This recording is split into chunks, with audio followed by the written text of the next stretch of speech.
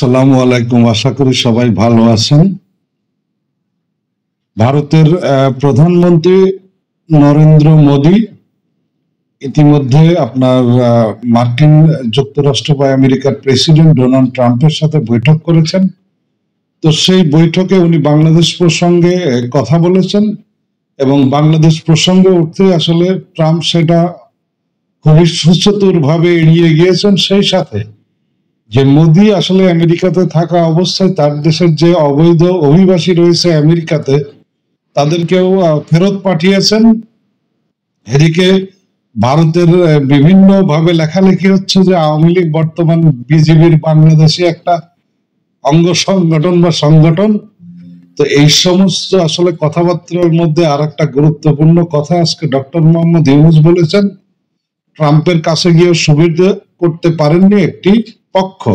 আর এই একটি পক্ষ বলতে উনি স্পষ্ট ভাবে আসলে না বললেও কারোরই বুঝতে বাকি থাকছে না, এটা উনি ভারতকে বা নরেন্দ্র মোদীকে ইঙ্গিত করেছেন।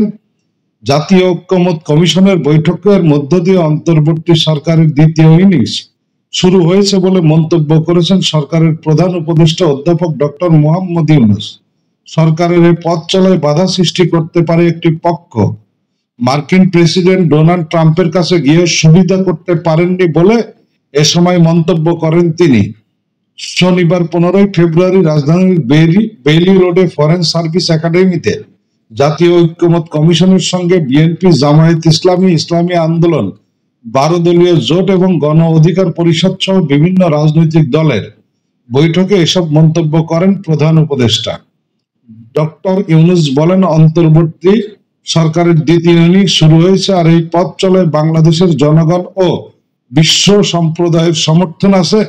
ট্রাম্পের কাছে গিয়ে সুবিধা করতে পারেনি একটি পক্ষ। এ সময় জাতীয় সংঘের প্রতি কৃতজ্ঞতা প্রকাশ করে তিনি বলেন, আমরা যে নতুন বাংলাদেশ গড়তে চাচ্ছি তার সঙ্গে পুরো বিশ্ব এবং দেশের মানুষেরা আছেন। আজ একটি মহৎ উদ্যোগ শুরু হলো। আজকের দ্বিতীয় যাত্রার মধ্য দিয়ে আমরা কি রকম বাংলাদেশ চাই তা নির্ধারিত হবে। প্রধান উপদেষ্টা বলেন, জাতীয় সংঘের যে প্রতিবেদনটি এসেছে তার মাধ্যমে পুরো বিশ্ব জানতে পেরেছে যে কেমন নৃশংস হত্যাযজ্ঞ চালিয়েছেন হাসিনা। সংস্কার প্রসঙ্গে তিনি বলেন, সংস্কার রাজনৈতিক দলগুলোকেই করতে হবে, কমিশন ও সরকার সহযোগিতা দেবে।